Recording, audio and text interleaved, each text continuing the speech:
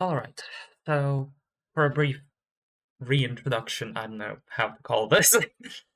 uh, I am a last year MF student over in the UK. I mostly specialize in abstract algebra, with semigroups being probably the main thing I've been looking at. Most of the stuff I've been doing is either in group theory or semigroup theory, so yeah. This is the sort of topic I feel very comfortable talking about. Let's see. So first of all, we will start talking about things with the symmetric group. So if you may recall, a symmetric group on a set, let's say on the set of let's say on the set of some numbers between 1 to n. So like this. This is the set of all bijections on this set from itself to itself. In general, what we are doing here is specifically talking about ways to actually look at this kind of group more in more detail, as while it is generally decently nice to work with, and we will see shortly why, it does need quite a few tools to be actually given to us before we might be able to do much. So first of all, we need to agree on notation. Usually, for a bijection from this set, which I will call, for now at least, X, and denote the symmetric group on this set as Sx,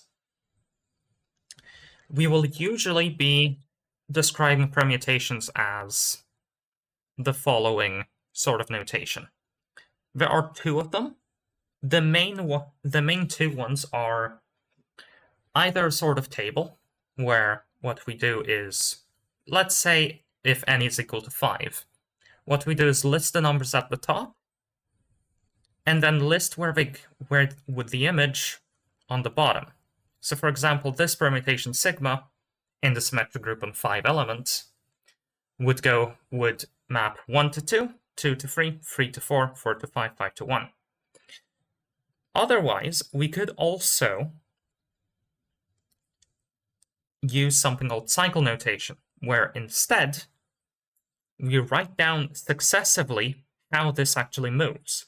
So for example, here, if we go from 1 to 2, then we write like this, then we continue, 2 goes to 3, 3 goes to 4, 4 goes to 5, and since 5 goes to 1, we close the bracket. One important thing in terms of sort of convention that we'll be using here is the way we'll be multiplying these permutations. In Artin's book, and generally this is also my preferred sort of way of writing things down, usually we will write applying these permutations functions from the left instead of the right. This is specifically because it allows us to see associativity a bit easier in this case, and allows us to more easily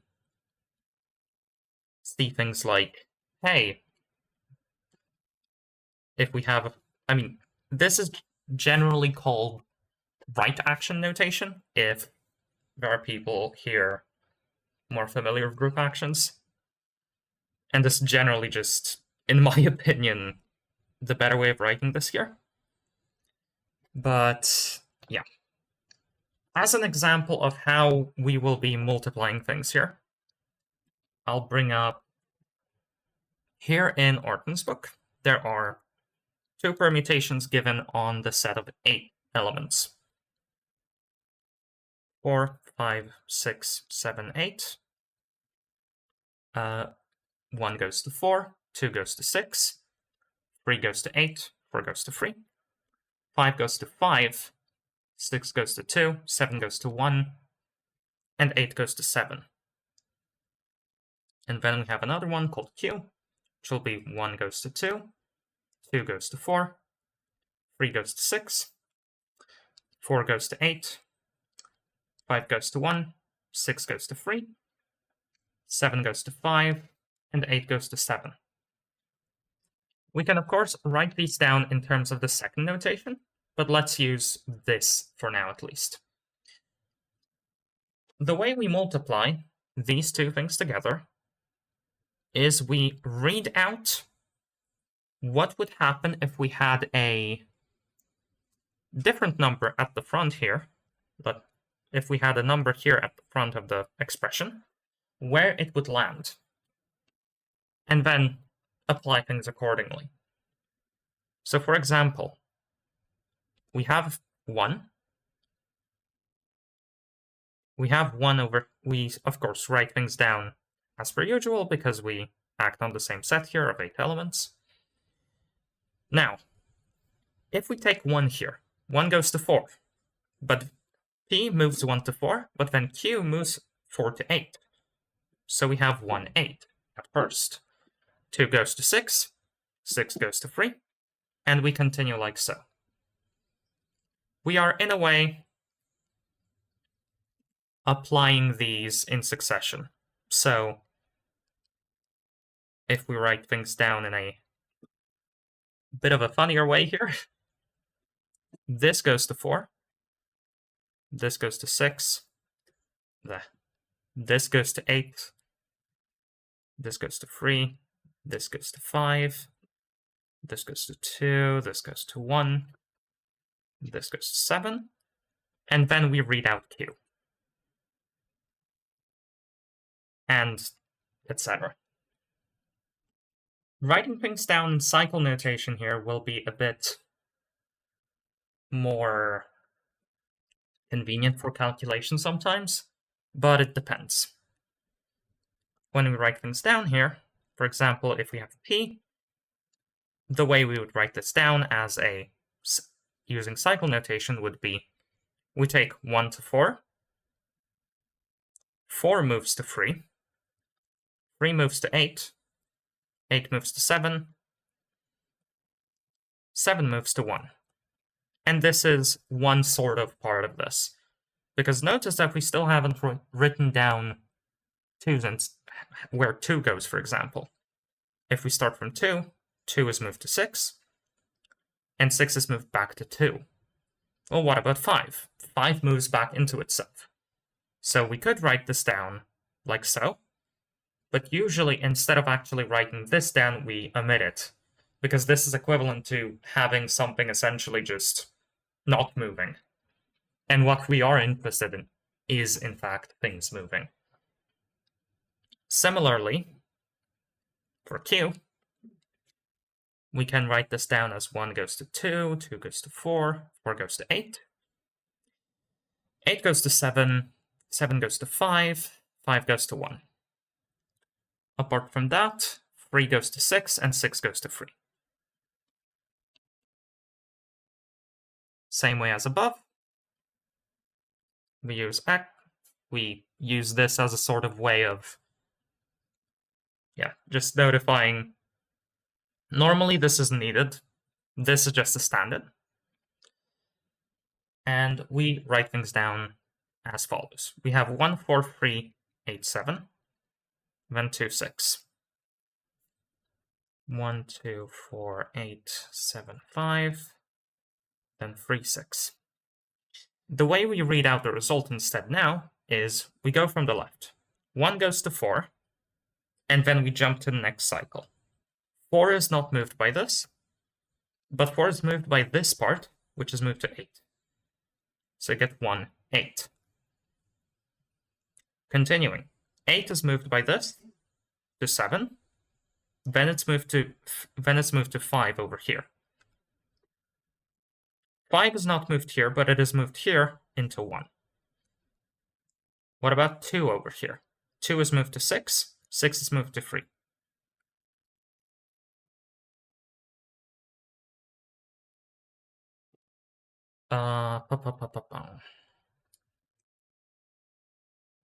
Continuing, 3 is moved to 8. 8 moves to 7. 7 is moved back to 1, but 1 is moved to 2. So we are done over here. The next one that hasn't been touched on is 4. 4 moves to 3, but 3 moves to 6. 6 moves to 2, but 2 moves to 4. And this is the result in cycle notation. Thing is, if we look at this result and this result, they match up. 4 goes to 6, 6 goes to 4. If we look at 2, 3, 7, 2 goes to 3, 3 goes to 7, 7 goes to 7 goes to 2. And in general, this should always match up. These little things inside of each permutation, as we see here, these are called cycles. Artin in his book tends to use the sort of description of, how do I put this, p-orbit, because we refer to group actions here. Specifically, if we look at the orbit of any element, all the orbits will partition our base set here, 1 to 8 in this case, and that gives us essentially the way this acts in general. We do in particular, the way the cycle notation works is that we have each orbit separately, with orbits that just have an element not move completely removed. And the order of the elements inside moves our sort of, actually describes the way the permutation moves elements. One thing that is important here to remember is that this isn't unique. Because 7 goes to 1 over here, this little cycle at P, if we look at this, I need to move my pen. If we look at this instead, we could just as well write this as 7 goes to 1, 4, 3, 8. And this is the same situation. Nothing has changed here. This is the exact same cycle. The order of the elements matters, and what elements there are inside of it matters. But there are multiple ways of writing things down every single time. In symmetric groups, a permutation which consists of one cycle. So for example, let's say we have a permutation tau which permutes 1, 2, and 3 as in a cycle. This will be called. Julian, this is generally called. Oh. Before you get too deep into this, would this be a good time to switch slides? Are you going to be referring back to some things? Wait. Sorry, can you repeat that? Would this be a good time to switch slides, or are you going to be referring back to some things you've already written? I probably will be. Very soon, a new slide will be useful. But yeah this is generally where I'm going to be doing that in a little bit. Okay. But yeah, these are generally called cyclic. And if we have something that only changes 2 elements around and switches them around, this is going to be called a transposition. These are special, and these are generally very useful for the symmetric group when we want to talk about generation properties, etc.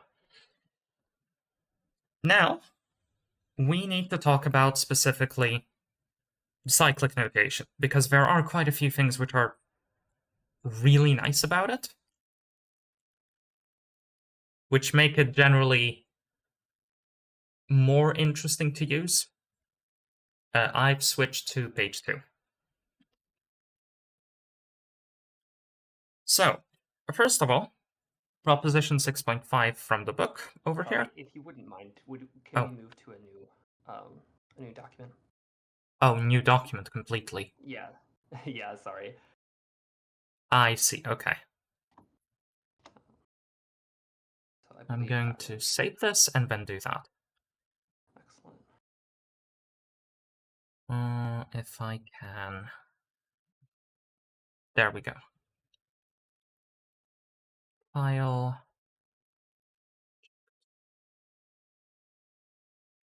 link. Oh, you already made sorry, one. are Okay. you sending it to me? Okay. It's fine. I'm already on this. Excellent. But yeah. First of all, actually, I need to change things. There we go. Not that. This. Yeah, there we go.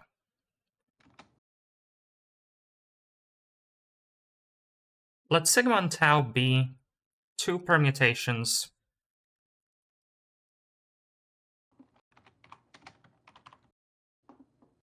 which operate on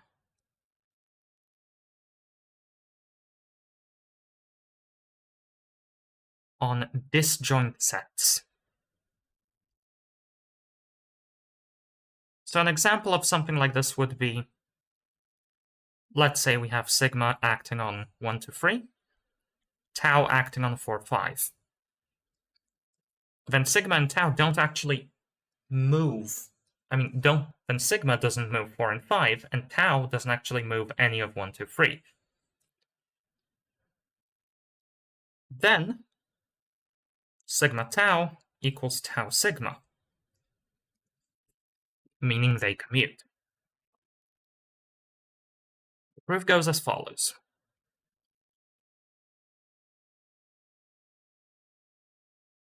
Let's say,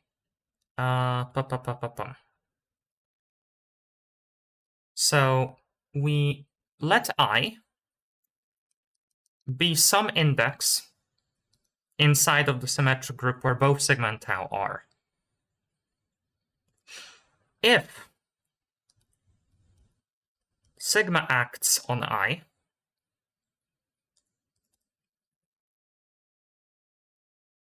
acted on by sigma then tau is equal to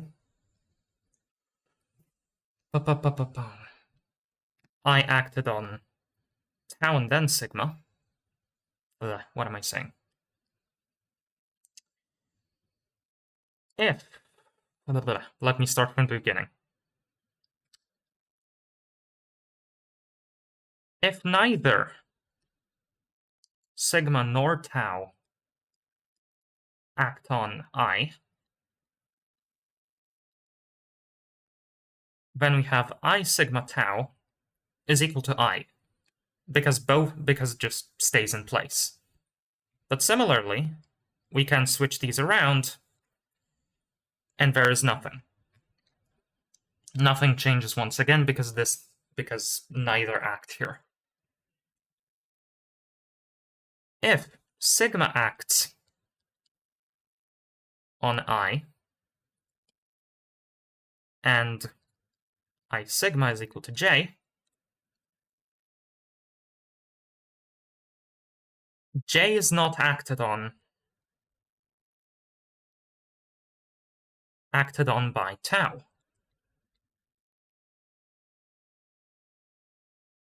Because J must be in the set of elements that sigma acts on. Hence, if we do the quick computation again, I sigma tau is equal to J tau, which is equal to J. But the thing is, this is equal to... but the thing is now, this is then also equal to I sigma, which is equal to I tau sigma, because tau does not act on I, just keeps it in place. And then the case of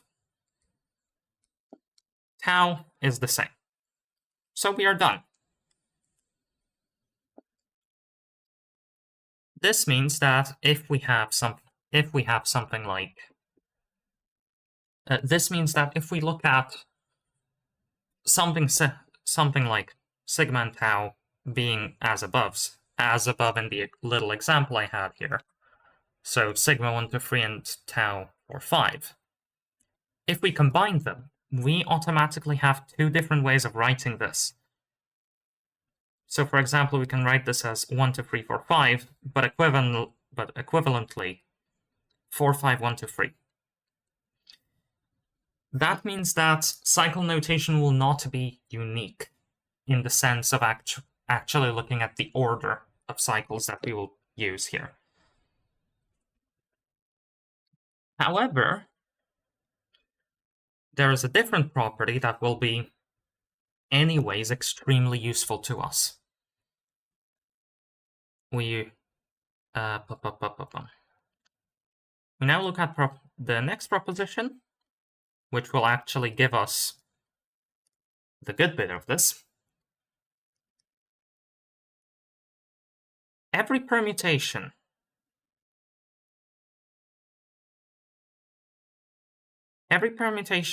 P, which is not the identity,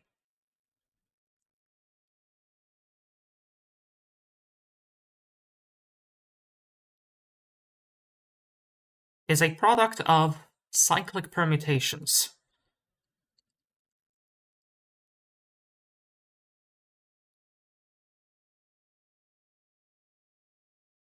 Which operate on disjoint sets of indices.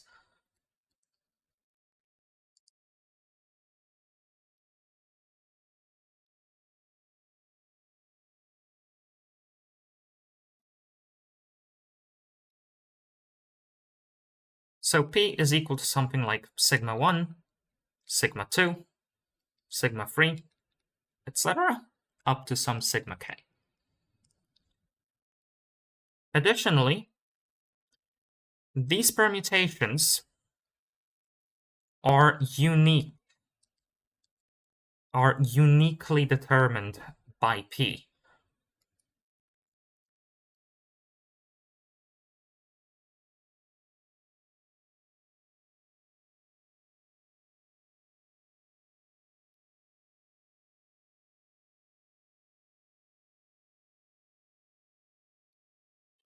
So generally, this in particular we can call the proposition which allows us to have a properly unique way of writing everything in terms of cycle notation. Let's start. So I will start the proof for this by defining something called a p-orbit, which is an orbit of an element under P. So roughly, if we apply P several different times, where that element can actually end up. So, first of all,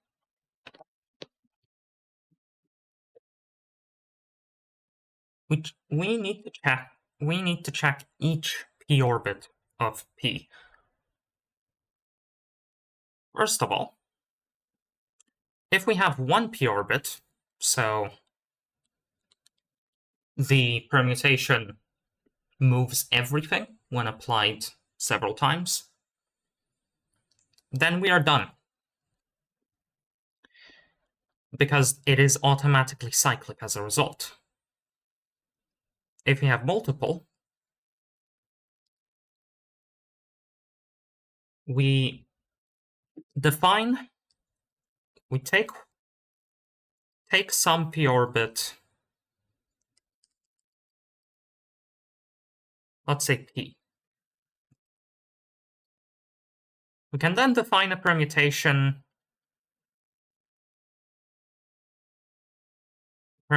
sigma k, let's say, and let's say pk over here, such that in pk, in our p-orbit, sigma k acts in the same way as P. Outside of it, it fixes all elements.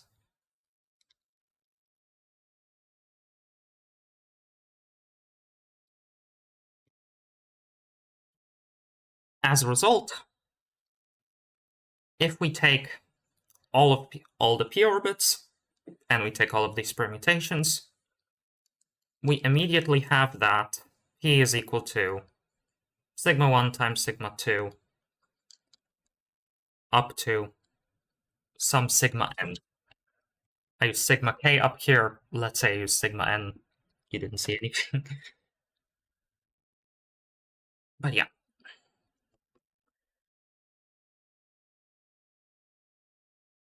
Here's the thing. This gives us a decomposition.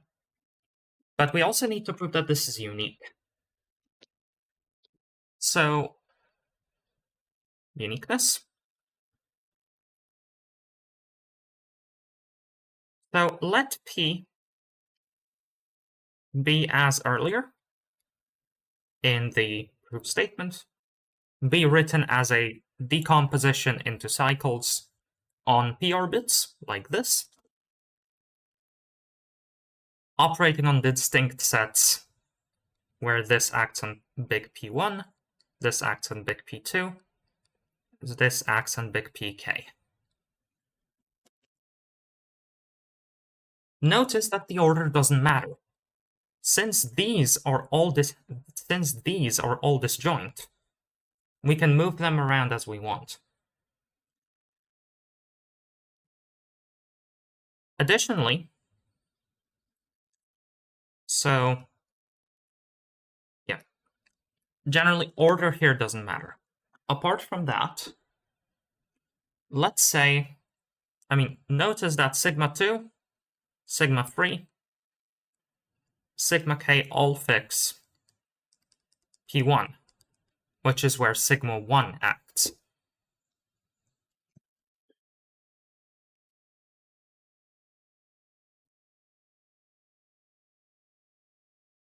Hence, P1 is a set where both sigma 1 and P act in the same way.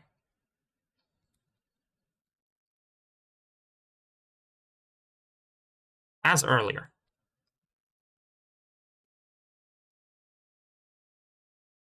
This applies for any other ones. This applies for all Pn.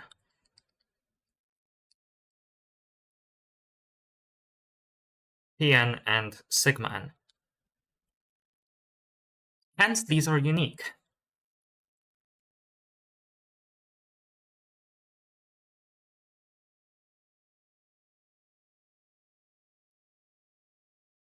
And these are unique specifically because this fully describes how P acts. And there is no other way we can actually describe P using disjoint cycles.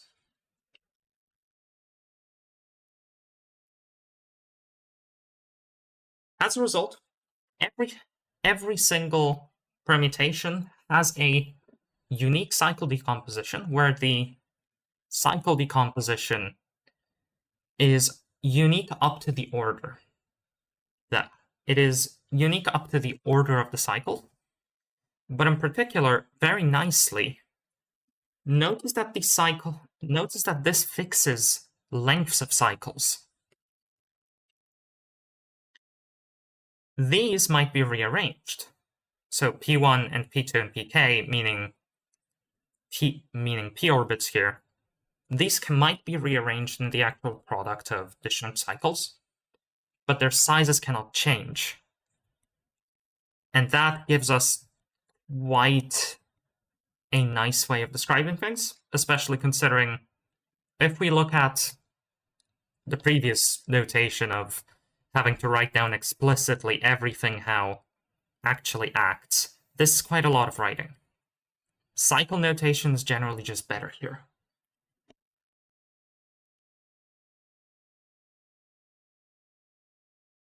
Continuing, there's one really nice thing about cycles that we can immediately get. This in the book is proposition 6.10.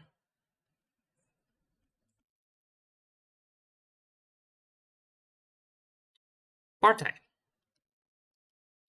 We let sigma be the permutation I1 I2,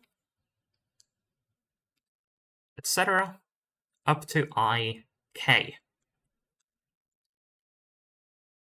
And we let tau be any permutation. Then if we conjugate sigma by tau, tau minus 1 sigma tau,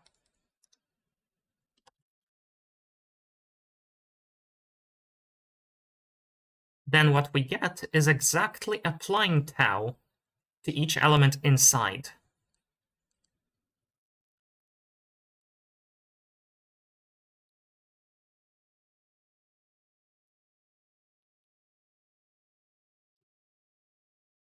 Reason being, if we look at this bit by bit,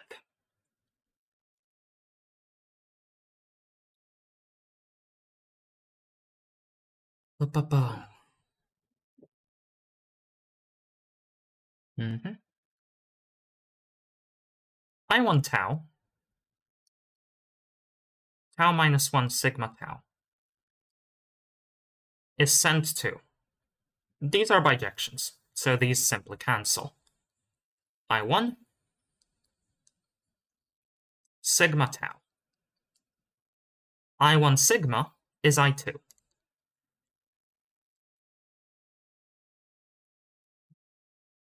So in general, this is exactly what happens with. This gives us the exact way that our conjugation, our little conjugation here acts. And that essentially gives us everything that we need. This is in particular really nice because of a fact that we will see later on. Conjugation fixes the length of cycles.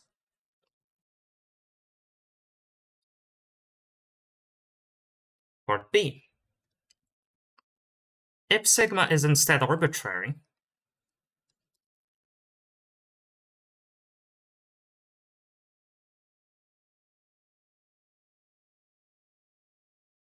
sigma can be expressed as tau to the minus 1 times some cycle sigma 1 tau, tau minus 1, sigma 2 tau. What am I saying? This should be tau minus 1 sigma tau. There we go. If we conjugate sigma, this will be equal to this sort of product, where we conjugate every single cycle inside of it. And then we have tau sigma k tau. Sigma is equal to sigma 1, sigma 2, sigma k disjunct cycles.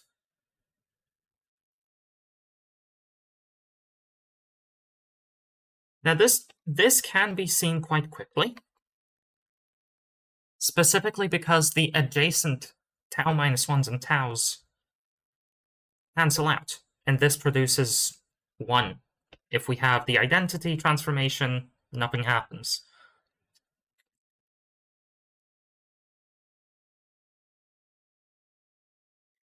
Lastly, this is the thing I talked about slightly earlier. P prime permutation. Sorry, before we go on to part C, Julia, Huh? there was a question in chat, and I don't quite understand it. It's from Kirby asks, why can we maybe throw the I tau on the right? Kirby, Over if you here. want to come up on stage. Yeah. Or on the left, sorry. On the left. Oh yeah, this should be on the left actually. If I actually wait. What do you mean on the left here in part? Give me a moment. Why can you just throw the I tau on the right?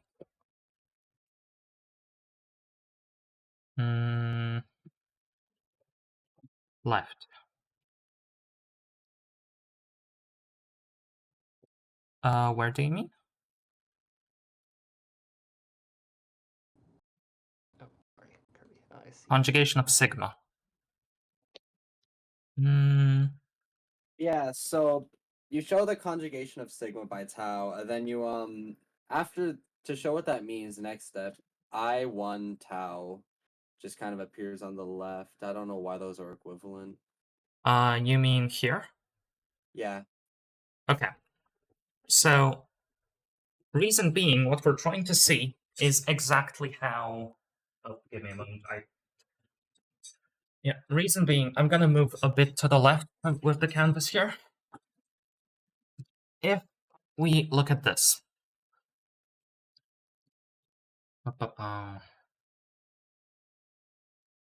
What we're trying to do here is a permutation is defined directly by the way it acts on something, on a set of elements.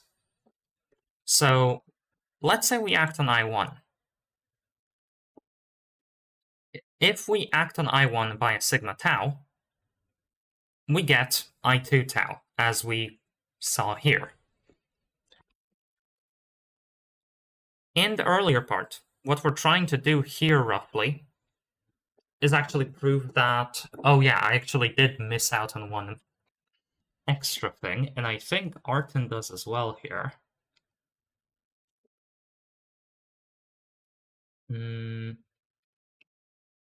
Yes, Artin does miss out on this little part, because there is one more detail here that I missed out on. How do we prove this doesn't act on extra things?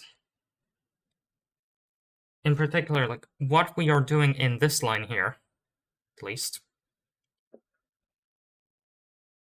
is we are trying to show that I1 tau in fact does go to I2 tau, and etc. This is the exact same sort of...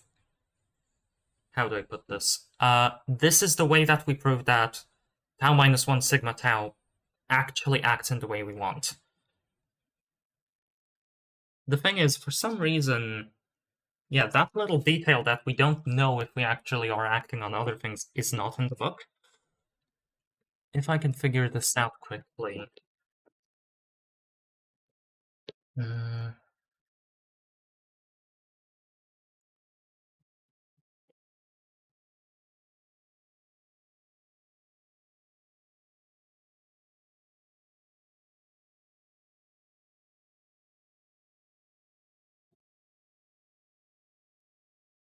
Let's see. So let J not be in the set of tau given K in all the indexes over there.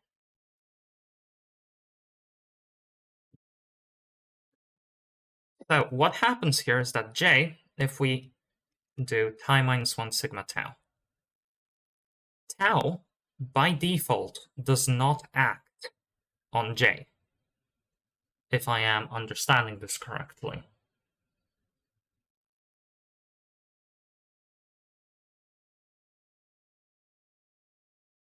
Yeah, this is a detail I'm going to have to iron out. I'll send a correction later in that case, if that is okay. I don't actually remember how to do this, sadly. And this will be a little while to do. I don't know why Artin doesn't include this, but I should be able to answer this question decently quickly once I actually find wherever this was. But yeah, continuing. All right. Yeah. Thank Yeah? you. Alright. Yeah. Last part of this is that two permutations, let's say sigma and sigma prime, are conjugate if and only if their cycle decompositions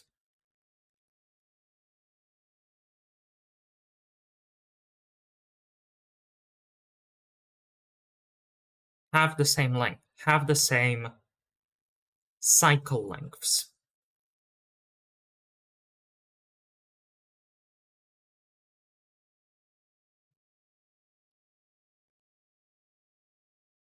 This is extremely useful when we talk about group actions.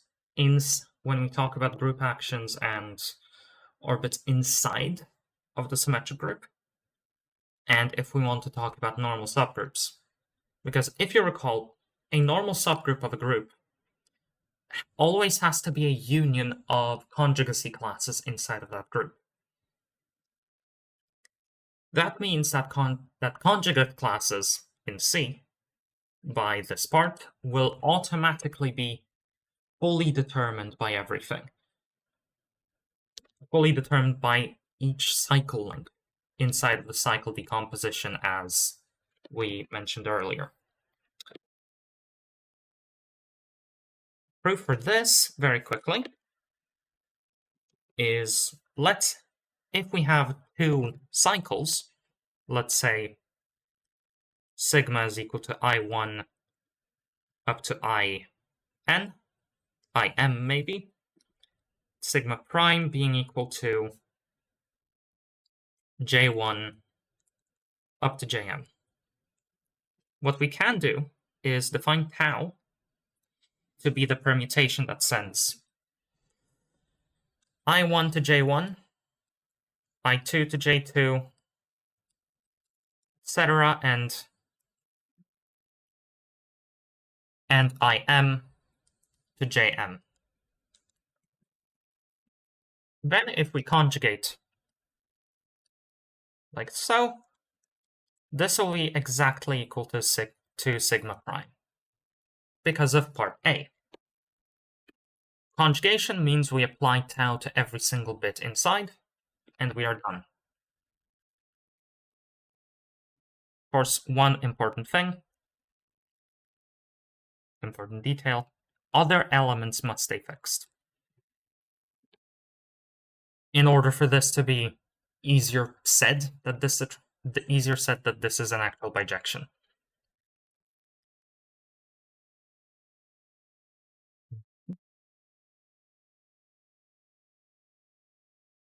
Okay. There is a part next which specifically talks about subgroups of the symmetric group whose order is divisible by p. This, in general, is mostly part of the chapter, really should be thought about as part of the chapter on Syloff p subgroups. But it is mentioned here, and I will talk about it anyways. The Syloff theorems are something that would have been talked about here earlier if it weren't for tech issues. Hopefully this will happen anyways, but this will be a brief introduction to how things look, at least in the symmetric group. None of those theorems are actually needed here, luckily, and a lot of what we are doing will be quite a bit different than actually applying those theorems. So we don't need to worry about that much.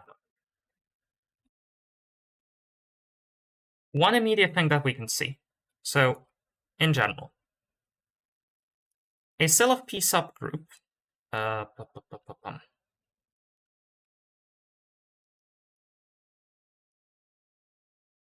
a group G is a subgroup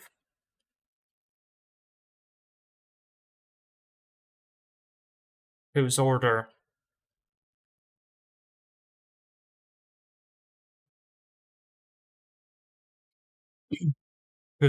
is p to the n for some prime p and some power in the naturals n. What this means, in particular, if we continue here, let's say we look at the symmetric group on n elements, which we'll denote like this. Its size is exactly n factorial. So, if n is equal to p, sp is equal to p factorial. But p then only divides p factorial once. So by Lagrange's theorem, all Asilov P subgroups of SP must be cyclic, as they are order P exactly.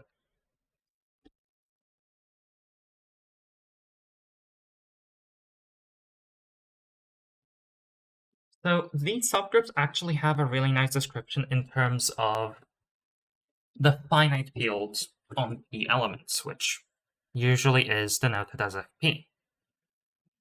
For those unfamiliar, generally the way we can think about FP is addition modulo P and multiplication modulo P on the integers. So in particular, something like F3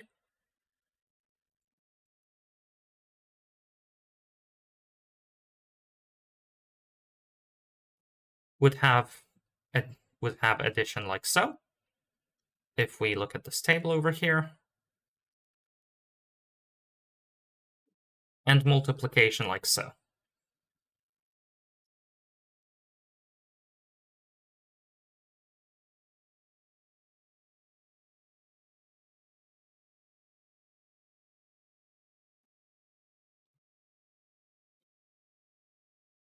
Here we will look in terms of matrices in particular, because this is usually the right way to look at groups, honestly. There's something called representation theory, which takes groups and works on them in terms of linear algebra.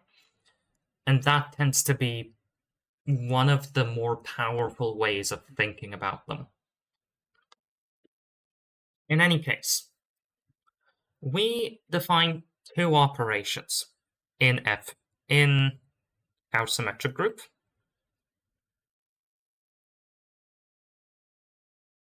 This one Artin in his book calls add one.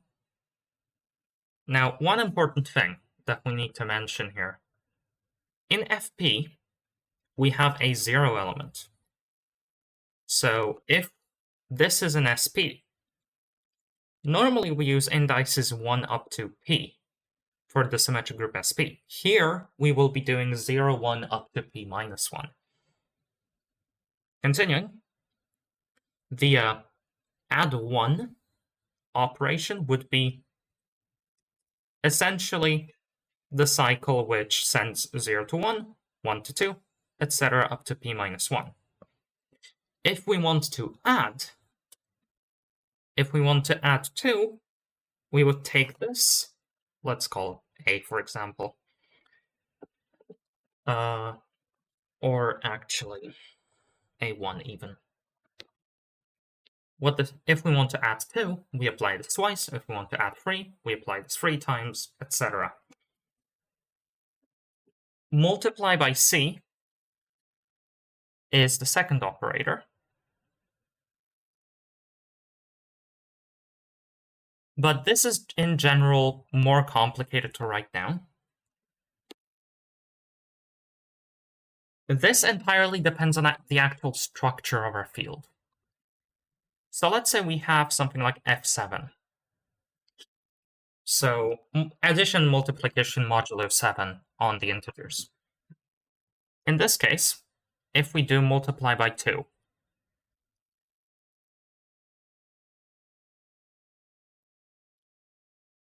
zero must stay fixed because 0 times 2 is 0.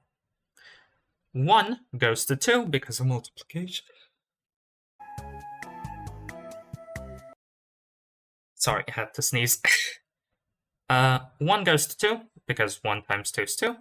2 goes to 4, and then multiplying again. 4 times 2 is 8, but 4 times 2 is 8, but we're doing things modulo 7, so we are done with this part of the cycle. 3 times 2 is 6. So 6 times 2 is 12, which has remainder 5. If we instead try to do the same thing in F5, 1 goes to 2 times 2, then to 4, but 4 times 2 is 8. Dividing by 5, remainder is 3. So these will actually vary, but nonetheless, these will still be permutations. Overall, if we take these and we look at them inside of SP, these will form a subgroup, in this case called G by Artin.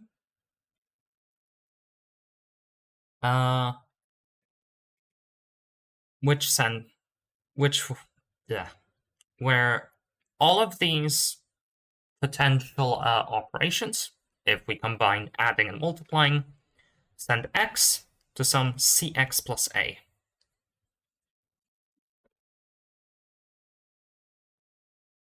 In particular, there are p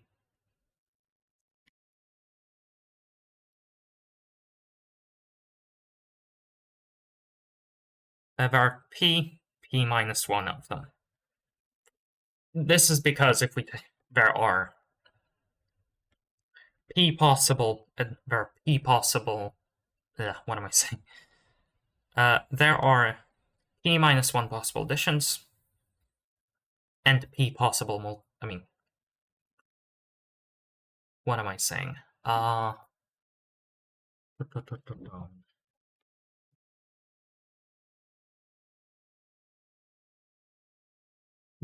Why was this right subgroup again?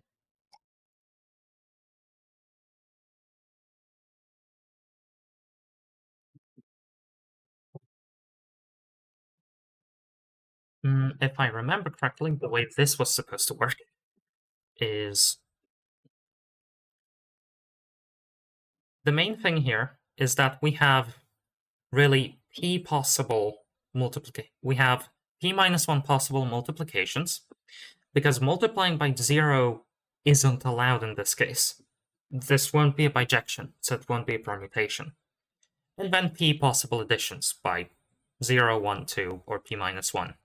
In the case of 0, we just get the identity, because we're moving nothing. Very nicely, we can actually represent this in terms of matrices.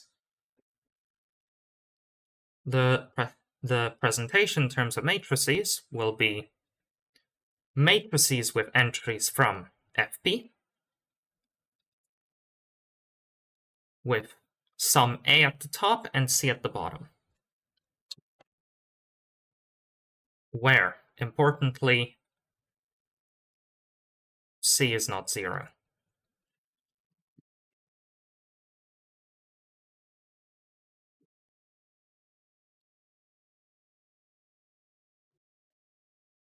Continuing, we have theorem, this was theorem 6.15 here.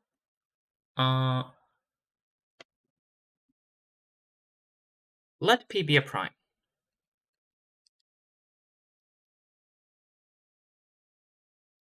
We also let H be a subgroup of S of the symmetric group SP, where the order of H divides P.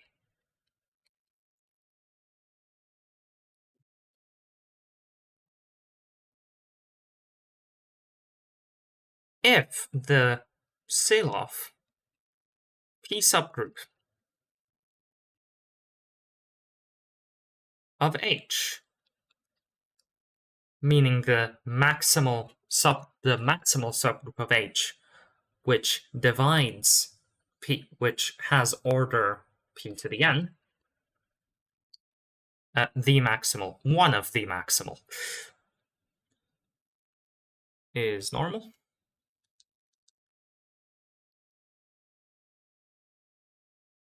Then, up to reordering of labels.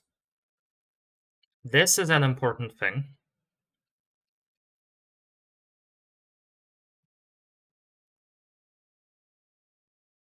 H is in the group of operators above.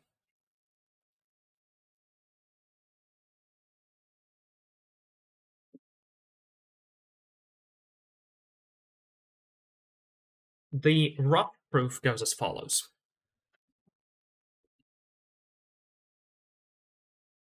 The only elements of SP which have order p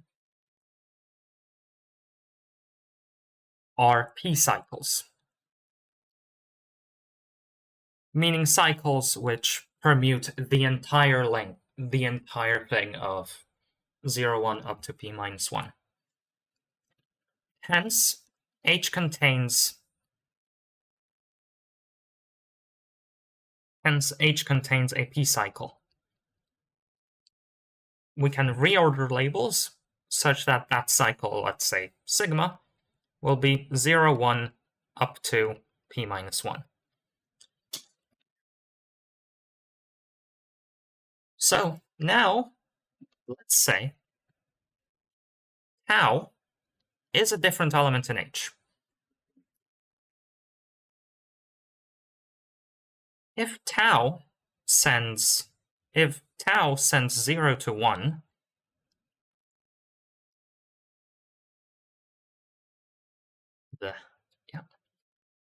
I mean 0 to I mean, not 1. 1 would be too general. We can notice that 0 sigma to the I also sends it to I if we apply sigma I times. Hence, tau prime being equal to, in this case, sigma to the minus I tau fixes 0. This is because we take tau, and this is because we take, for example, 0, we move it to minus I modulo p, and then we move it back.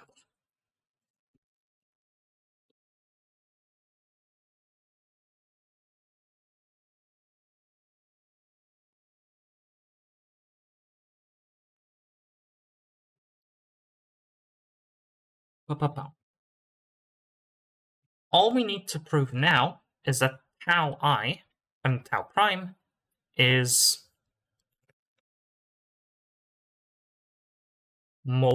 effectively multiplying by some C in FP cross, meaning the multiplicative group of the field.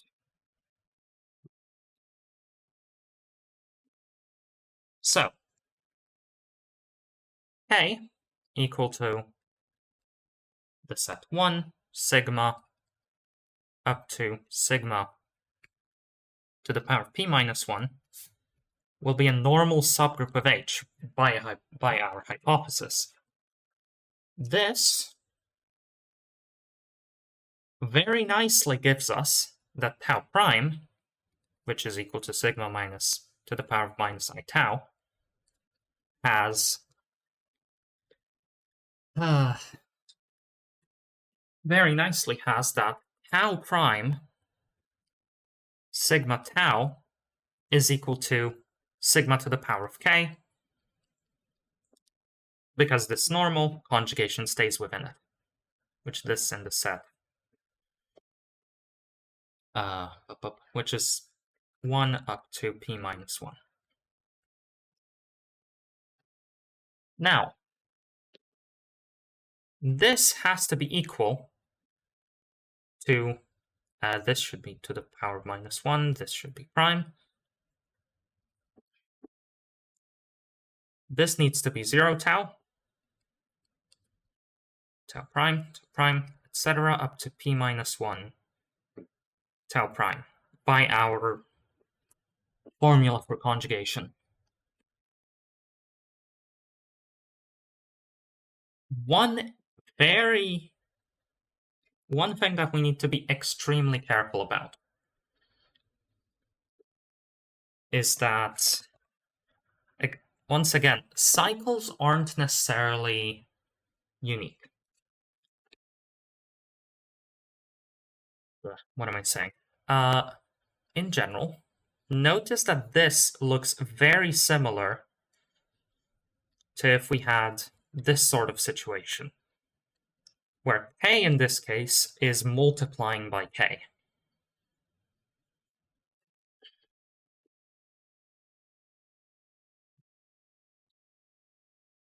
These two must be the same so that we can actually compare them nicely. But 0 times k is 0. And as we stated before, tau prime must fix 0. I will add this.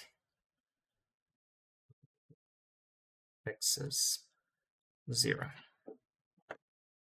Hence, we must immediately have that 1 tau is equal to 1 times k, 2 tau prime is equal to 2k, etc. Hence, tau prime is a multiply by k operation, and we are done. And everything checks out.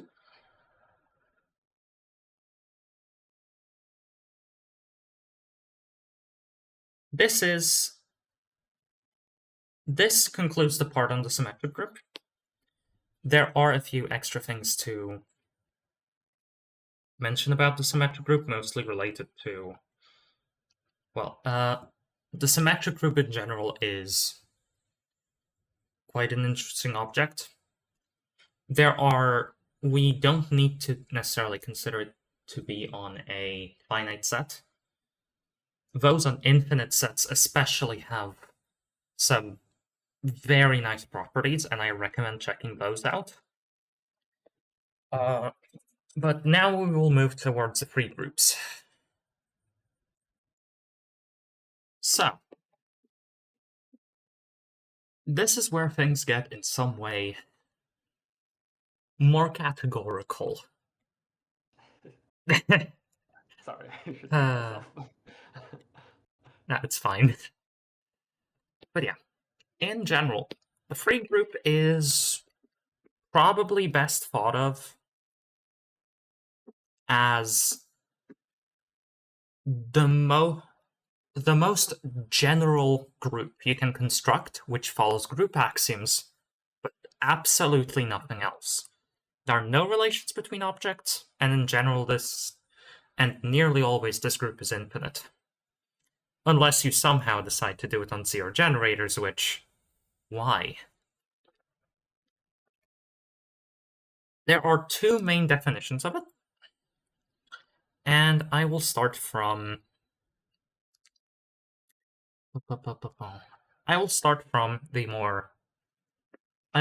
one which is more about the main property that these have.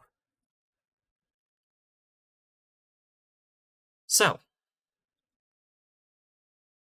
we let F and the G be two groups.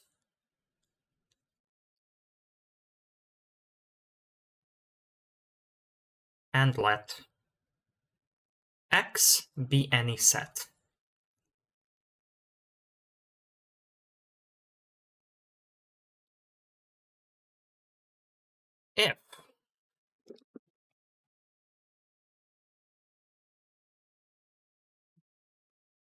If for any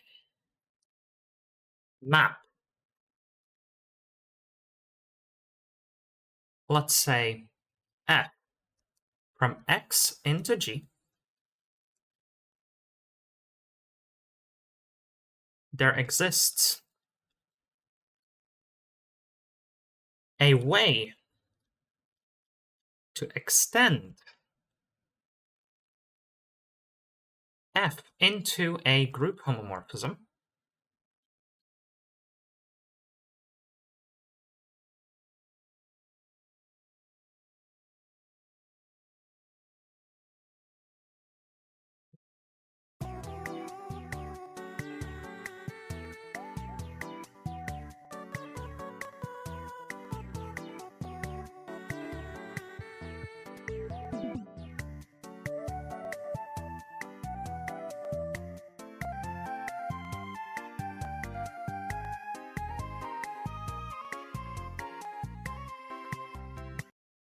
Right, okay, there we go. Sorry, had to cough for a little bit.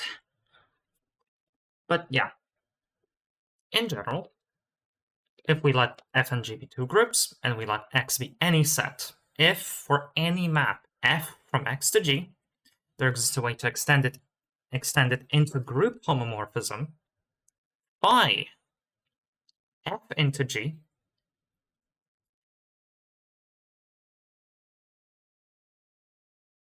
importantly, the way we extend this, where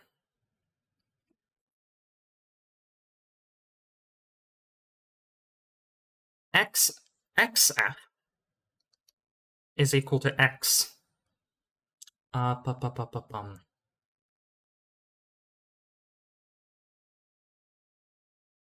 where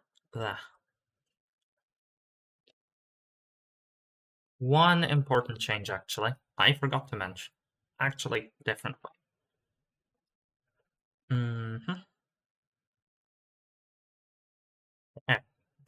Sorry. Give me a moment. Yeah. We let f and g be two groups, and we let x be any not set.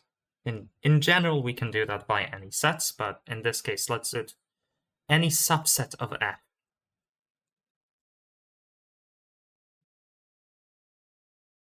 The reason for this will become important right here, where f of x is equal to phi of x for any x in our set x.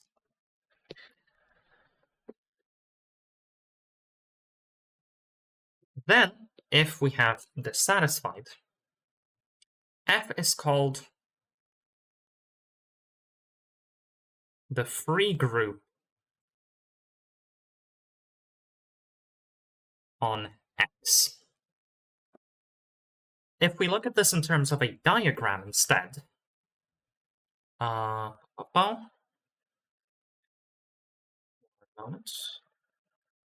if we look at this in terms of a diagram instead, x is a subset of f. And we have a function f over here into g. F is then extended over here via phi. And yeah, actually, one important thing. This group homomorphism must be unique.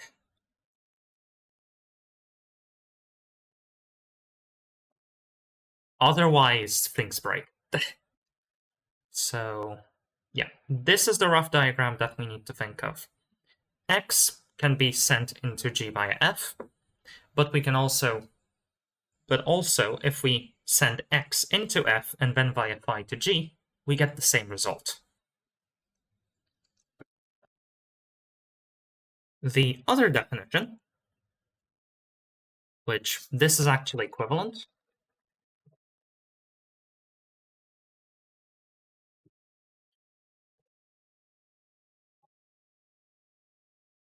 we go like this. We let X be any set.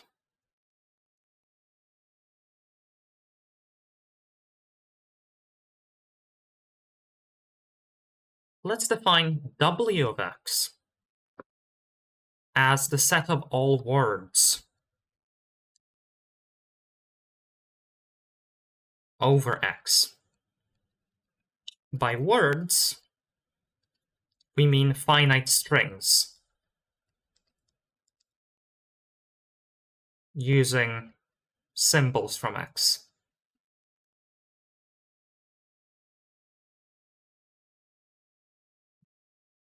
So for example, a typical element Wx would be something like, let's say X contains A and B, so something like AABA, or BA, A, etc. Just combinations of letters, completely arbitrary here. What we can do very nicely on this is we can already define a way of multiplying on W of X. So, for example, we can define multiplication onto strings inside of wx via concatenation, or juxtaposition, as it was called in the book. What we're doing here, so let's say we have two words w and v, what we do is join them. So for example, if we have AA times BA, this will be exactly equal to AABA.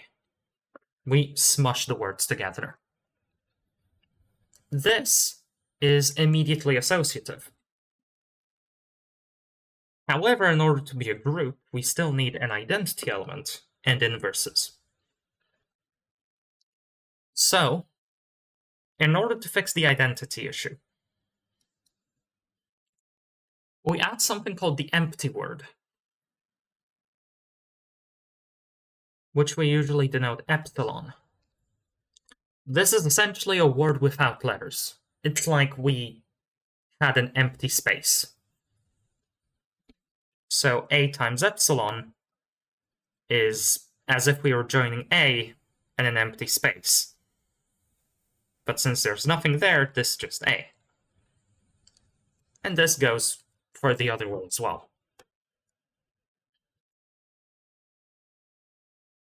Inverses is where it actually starts being a bit more difficult with this definition. So, let's say we have a different set, x minus 1, x to the power minus 1, which has a bijection with x. It is the same size, except importantly, let's say if x is, for example, a, b, c, etc., we denote elements of x minus 1 as a to the minus 1, b to the minus 1, c to the minus 1, etc. Now, instead of just only considering w of x, we consider w of x union x minus 1. We consider words on both x, on the union of all the letters from x, and all the letters from x minus 1. This allows us to actually do stuff now, because we have a sort of way of thinking about inverses. But the problem is, if we naively define a minus 1 equal a minus 1a equal the empty word, we run into some issues, because there will be a number of elements in here that will just be equal to each other, despite clearly looking different. So we need to introduce some formalism to take care of that. The way we do this is by defining an equivalence relation. So, the equivalence relation that I will denote as tilde is that two words, w and v, in wx union x minus 1 are related if and only if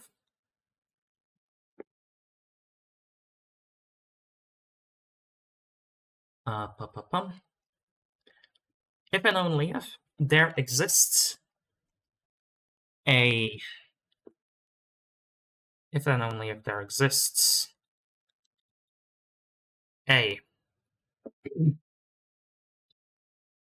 sequence of cancellations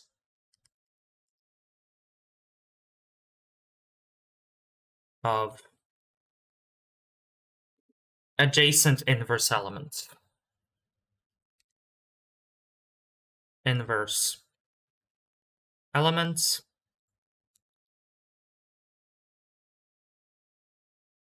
such that w can be transformed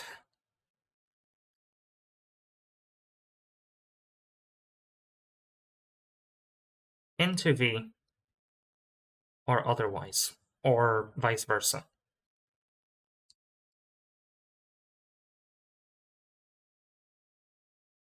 Or vice versa via adding them. So as an example, we have a word AB. We can add a C minus 1 B inside of it. We can also again remove it. Proving this is an equivalence relation is a little funny. And this is generally the way to go forwards. So let's do that very quickly.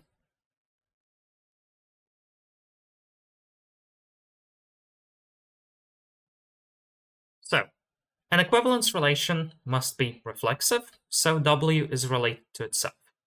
Well, empty sequence. That already gives us everything. If W is related to V, then V is related to W.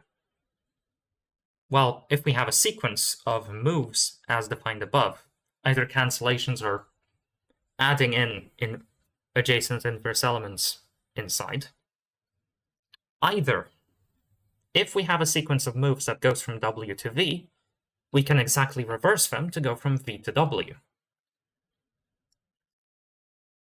Transitive is the more interesting part, as per usual.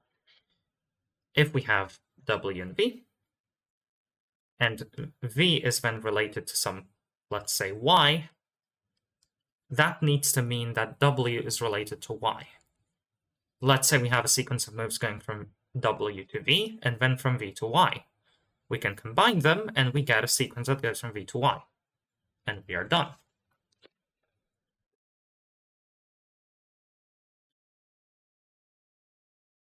Now, this is the tricky part. Sure, we have a nice way of actually canceling things out, right? The problem is we can't really do any sort of multiplication as earlier on this yet, because we don't have a sort of single form that we can use to actually perform this on. With how equivalence relations are, we have multiple different elements that might represent a single equivalence class, or, well, set of elements that are all equal to each other under our equivalence. In that case, we will prove two very important things. In the book, this is proposition 7.2.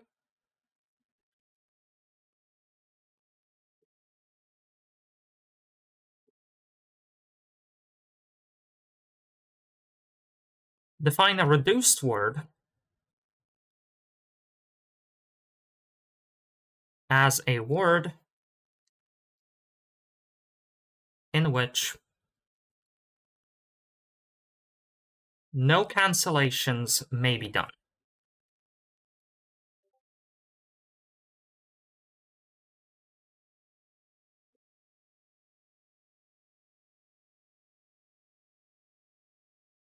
Each word W in Wx union x minus 1 has a unique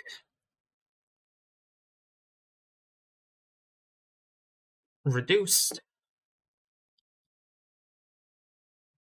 word it is equivalent to.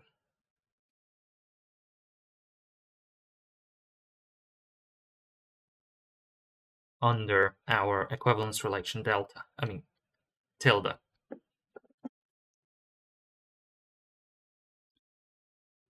This requires us to use induction as the quickest proof. So, first consider the empty word. The empty word is automatically reduced because we can't do anything to it. If we have a word with a single letter, let's say X, also reduced, we need two different symbols to be adjacent to each other to actually cancel them out. Otherwise, we can't do anything. So, assume that all words of length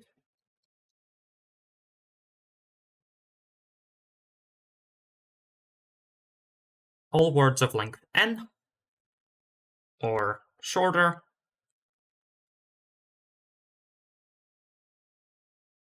have a unique reduced form.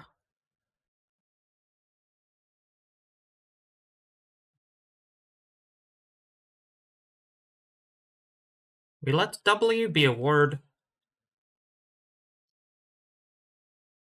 of length n+1.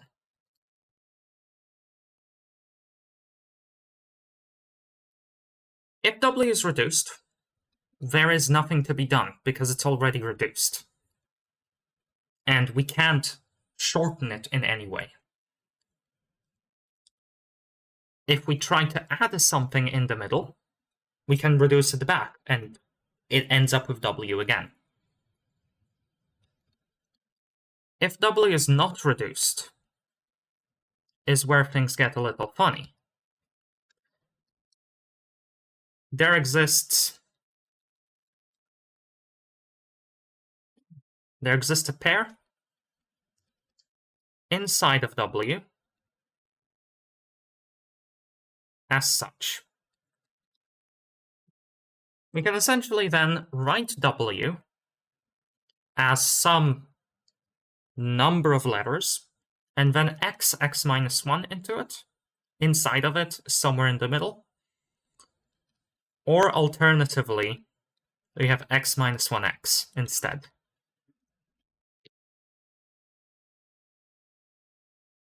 So,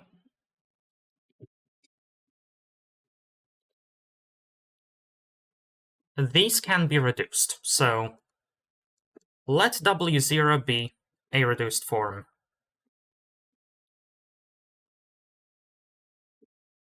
for W.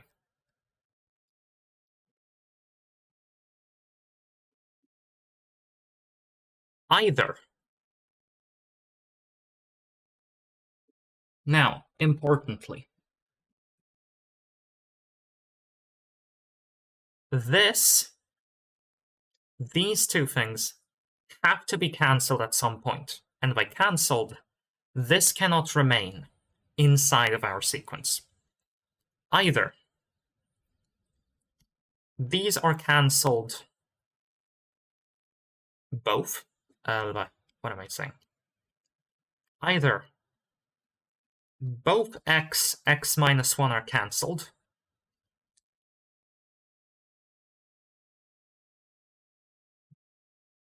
in which case we have to either both of these symbols are cancelled together, then in the sequence of moves,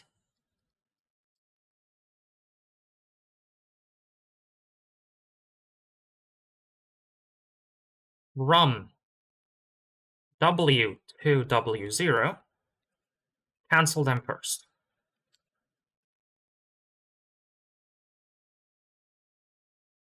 This gives us that when we cancel these two, we get a word of length n minus 1, because W was length n plus 1. And that word that results must have a unique reduced form for it, which is W0, and we are done. But we also have a different case to consider.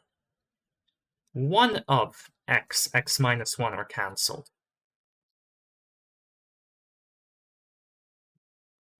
So we have a situation something like this.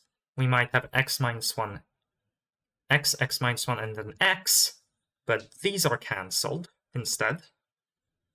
So we have x at d, so x remains.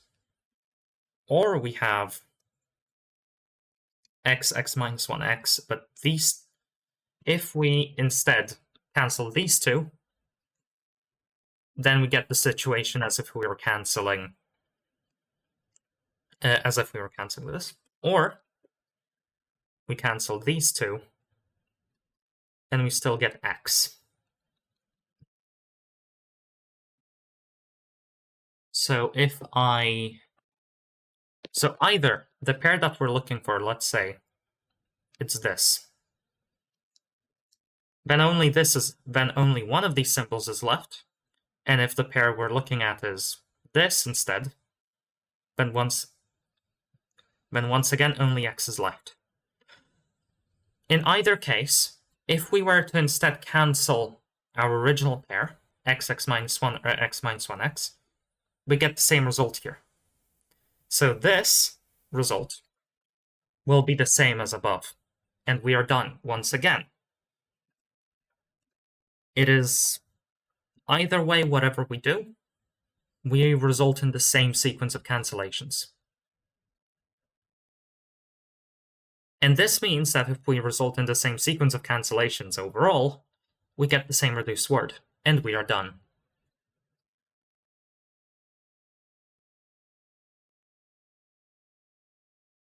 Okay, so there is only one reduced form of each word, which is nice. But one important thing is that we also need multiplication to actually work nicely. If we use the product as earlier, as in mushing together words, is this equivalence relation, does this act nicely with our multiplication from earlier? Turns out yes. Proposition 7.3. The product of equivalent words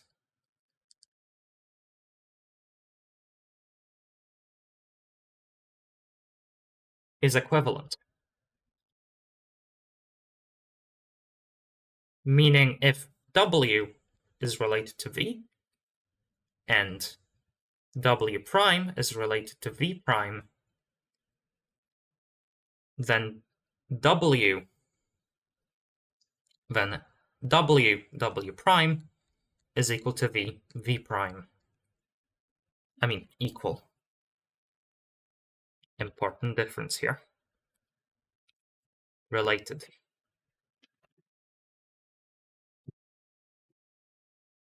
So, let's look at reduced forms.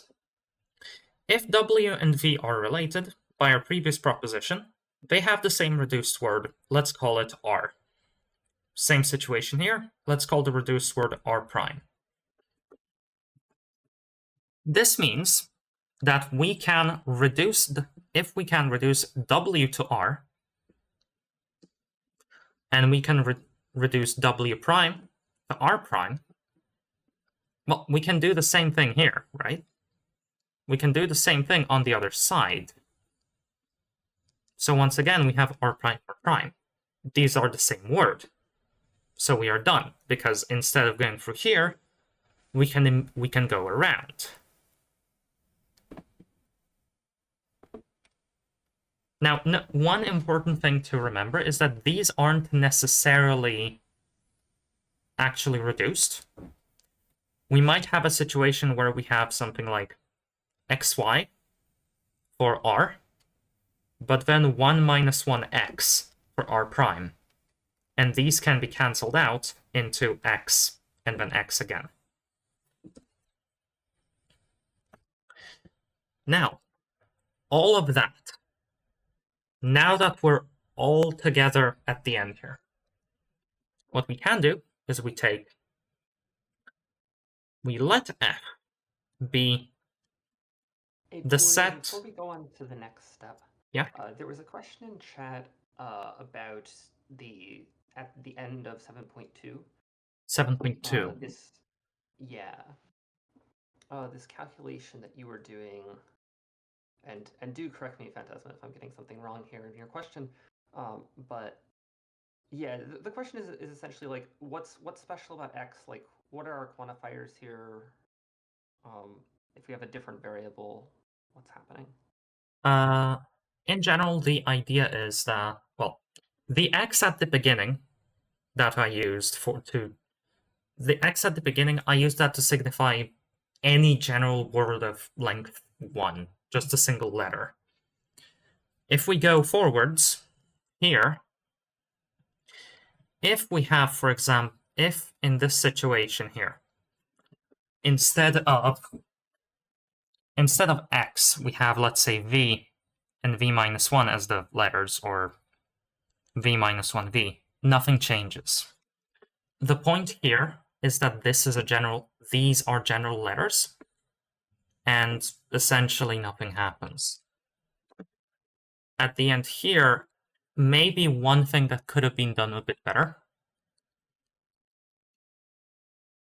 In both cases, we have this sort of expression. But the thing is, the original pair that we are actually making sure that it isn't cancelled is different. Either we have xx minus 1, and there's a second x at the end, or there's an extra x at the beginning. We could also have a similar situation. Instead, for example, we could have x minus 1 x minus 1. But this doesn't change the argument. This is effectively the same situation. If we want x minus 1 x to stay earlier, these get cancelled, and we get x minus 1. If our original pair was x minus 1x,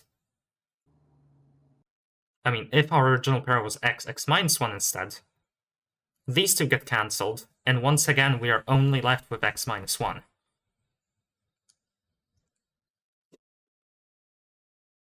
I hope that answers your question.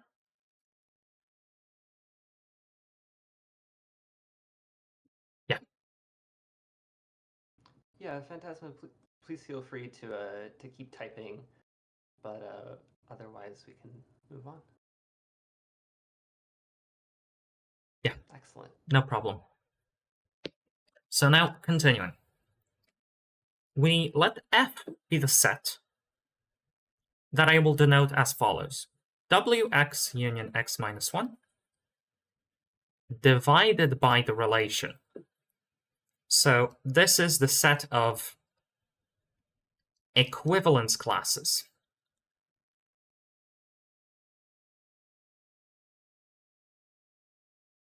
On wx union x minus 1 induced by our equivalence relation tilde. What this means is the elements inside that set aren't actually singular words, but they are rather classes of words with the same reduced form. So if W has a reduced form W0, these are in fact the same set, because ultimately we are dealing with sets of equivalence classes, sets of sets instead. Now that we have all of these things prepared, one extremely nice thing we can do is actually define our free group on the set X. And this is the point of this part. Define a product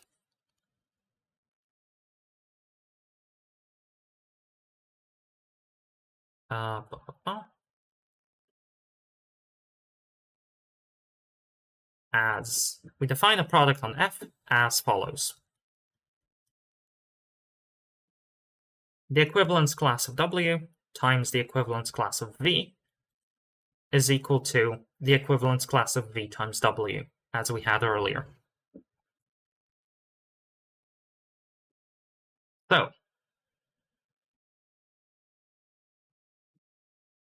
proposition 7.2, which was related to proposition 7.2, gives us that this is well defined, i.e. we don't actually get random results. We don't get two different outputs for one input. The next one, relating to the product of equivalence words being equivalent,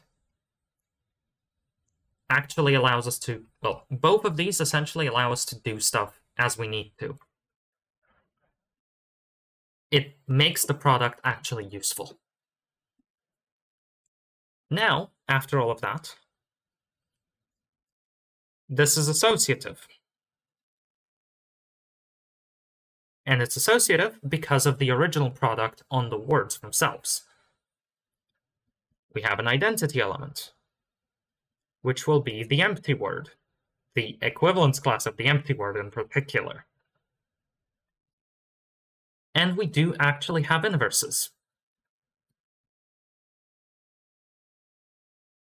So let's say we have an equivalence class of a single letter. What we can do is multiply it by the equivalence class of the inverse letter. And that gives us exactly nothing, because xx minus 1 can be cancelled. And similarly, if we go about it the other way around. To expand this to whole words, so let's say we have a word with letters W1, W2, up to Wn. If we multiply it by Wn minus 1, etc., W2 minus 1, W1 minus 1, W1, W2, to Wn minus 1, etc., W2 minus 1, W1 minus 1. Well, then we can cancel this, then the next ones can get cancelled, etc. And this eventually becomes the empty word. This is the inverse on the other side as well.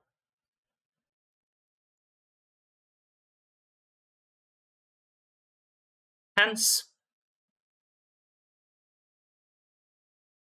F with our product is a group. Sorry, Julia. Yeah? We had a catastrophic failure on the recording side. Oh my give god. us 1 minute. Yeah. It's fine. It only affected the last, 10 seconds. Okay.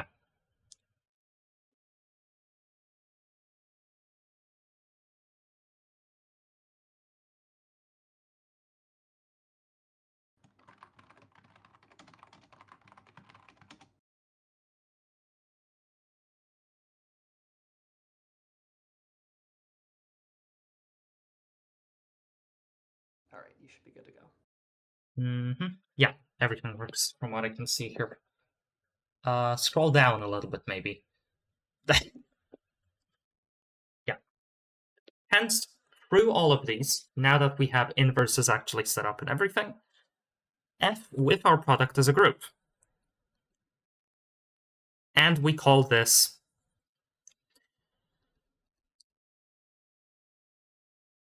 the free group on X. Now, these two definitions are funky in some ways, you might say. Because on one hand, the first definition is tiny. It is essentially defining it in terms of one property, and that's very nice in general. The other one requires an absolutely massive construction, where we go from the free semigroup, and we have to induce an equivalence relation to actually do anything. And things get generally very convoluted. Luckily, these two definitions are equivalent. I will not prove this here, as Artin does not either in his book. But this is a good exercise to do, if you want to. As an example, I will send a quick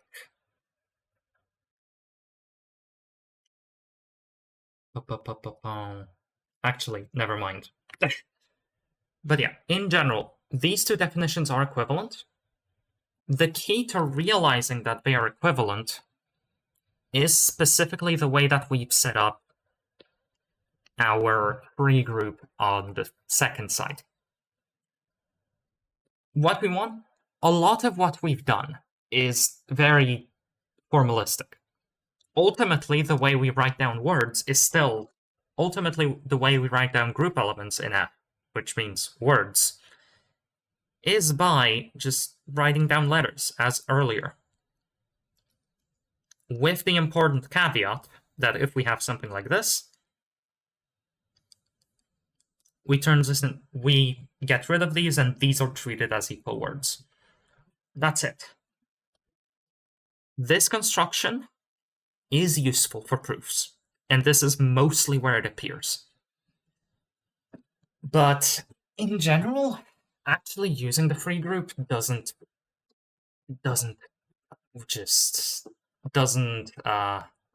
even think about the actual nitty-gritty a lot of the time. The main idea is that this whole situation gives us a unique way of actually writing each word, and gives us a nice way to actually treat things. Where the way we extend things, in the case of give me a moment. We can go from the second definition to the first definition quite quickly, and that I will show at least. So, the way we do this is we start with the set X. We have the inclusion set over here, the inclusion function over here, as per usual, as these are exactly the letters in F. Let's say we have a function F, which goes to a group G. How do we extend this into a unique homomorphism phi from F to G? In this case, in Artin's book, this proposition 8.1, which is called the mapping property of the free group,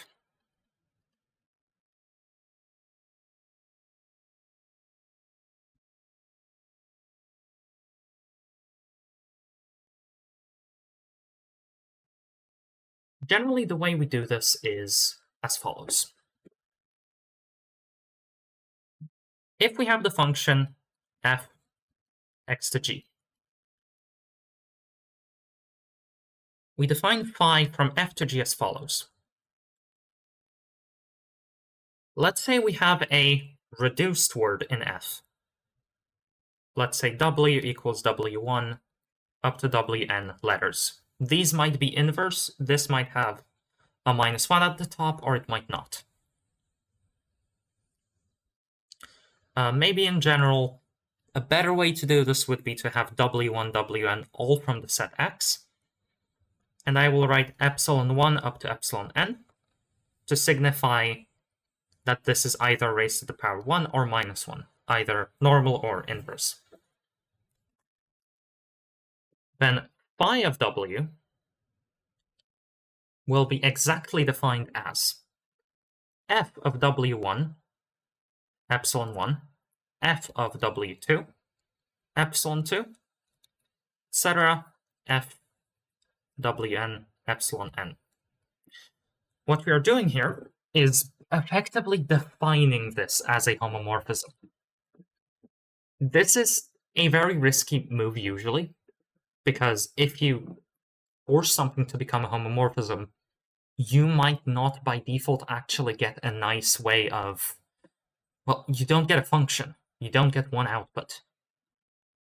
In this case, we do, specifically because this has to be reduced. If it isn't reduced, well, what we get in the middle, so for example, if this is not reduced, then we have something like xx minus 1 inside of w again.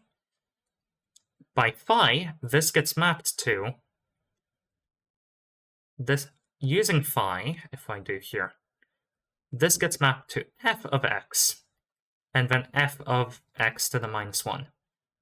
But these cancel out in G, so this is just the identity element of G.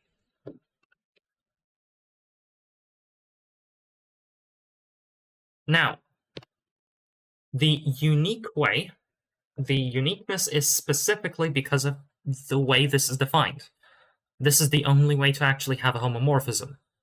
we have defined it in order to be a homomorphism, and it has to be unique due to the nature of reduced forms here. And we are effectively done. Now, there is a bit of a time problem, but I will touch very briefly on group presentations here as well. In general, this is going to be mostly an intro to part 6.8, really, which might need me to actually have an extra session. We will see. Either way, the general idea of what we will be doing next is we look at a way of defining groups in terms of a free group by adding relations. So what we will be doing is we define G via a set of generators.